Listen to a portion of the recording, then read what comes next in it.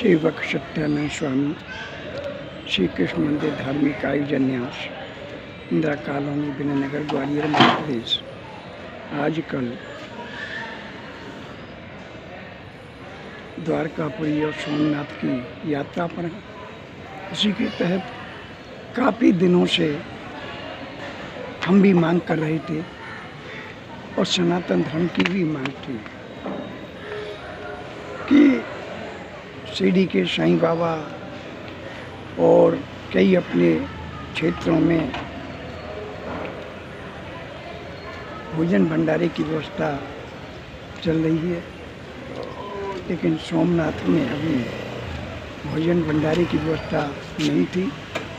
लेकिन अब इस वक्त यहाँ पर यात्रियों के लिए भोजन भंडारे की व्यवस्था की गई है। ऐसे भारत के अंदर कुछ ऐसे मंदिर हैं यहाँ सेवक सत्यानंद स्वामी ने भ्रमण किया।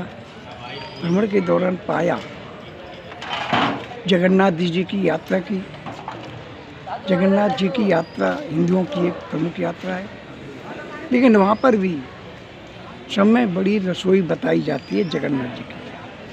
जब मैं वहाँ गया तो वहाँ के पंडितों ने वहाँ की स्थिति बहुत ख़राब करके रखी है।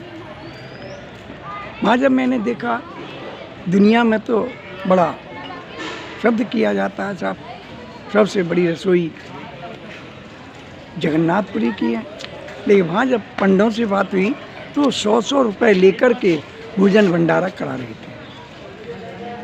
जो वहाँ के चावलों का भोग लगता है भगवान का, उसके 100 रुपये ले रहे थे जब कहीं भगवान का भोग कर रहे थे। ये स्थिति हमारे धार्मिक क्षेत्रों में। फिर कहते हैं कि साहब हमारे यहाँ व्यवस्था नहीं जमती। शिरडी के साईं बाबा में काफ़ी समय से भोजन भंडारे की स्थिति बहुत अच्छी चल रही है। प्रतिदिन 1 से लेकर 2 लाख तक का आदमी निःशुल्क भंडारा प्राप्त करता है, मुफ्त में भोजन प्राप्त करता है। अच्छी व्यवस्था है, बड़े प्रेम से करते थे। सोमनाथ में भी हमारा काफ़ी समय से आगमन हुआ, देखा कि सोमनाथ में अभी तक व्यवस्था नहीं थी, लेकिन अब सोमनाथ में बहुत अच्छी व्यवस्था की गई है। यहाँ पर निःशुल्क भोजन व्यवस्था है, बढ़िया खाना मिलता है, जो भी यात्री हैं सारी व्यवस्थाएं। दूसरा, यहाँ पर सोमनाथ में बाबा जय गुरुदेव का भी भंडारा काफ़ी दिनों से चल रहा है। हर यात्री के लिए वो निःशुल्क भोजन व्यवस्था रखते हैं, अच्छी व्यवस्था है उनकी। तो अब हमारे सनातन धर्म में कुछ ऐसे धार्मिक क्षेत्र के मंदिर हैं जिसमें यात्रियों के लिए कुछ सुविधाएं करने लगी हैं। वो करना भी चाहिए, अपना सनातन धर्म है। इस सनातन धर्म में जितने भी लोग जाते हैं यात्राओं पर, जब भोजन भंडारा करेंगे तो वो कुछ ना कुछ तो दे के ही जाते हैं, सहयोग भी करते हैं, लेकिन करने वाला भी तो हो। अभी तक सोमनाथ में नहीं थी, उज्जैन में भी नहीं थी, और बता रहे उज्जैन में भी व्यवस्था की जा रही है। कई धार्मिक क्षेत्रों में नहीं थी। वृंदावन धाम में जरूर हमारे अनुरुद्धाचार्य द्वारा एक खाने की व्यवस्था की, रसोई बनाई है। सुबह 8 बजे से लेकर रात को 10-11 बजे तक रसोई चलती है, वो भी निःशुल्क रहती है सभी यात्रियों के लिए वृंदावन धाम में। जबकि जन्मभूमि मथुरा में नहीं है व्यवस्था। मथुरा में यात्री परेशान होते हैं, जबकि मथुरा में तो बहुत यात्री आता है। अगर वहाँ भी यात्रियों के लिए सुविधा दी जाए, सेवक सत्यानंद स्वामी ये मांग करता है मथुरा वृंदावन के उन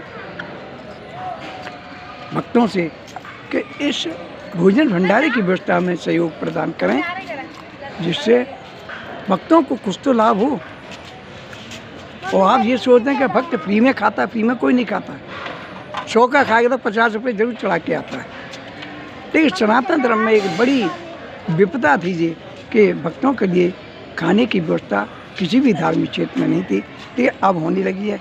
मुझे बड़ी खुशी है सेवक सत्यानंद स्वामी को कि चलो थोड़े समय बाद ही सही, लेकिन हमारा सनातन धर्म जाग रहा है और अपने भक्तों के लिए सारी व्यवस्थाएं कर रहा है। ऐसी व्यवस्था करते रहे तो अपना हिंदू धर्म आगे और बढ़ेगा।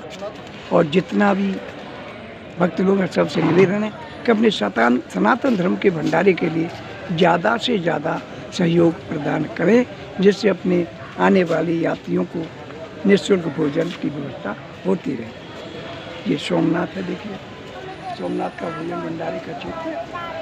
अच्छा कार्यक्रम चल रहा है इनका।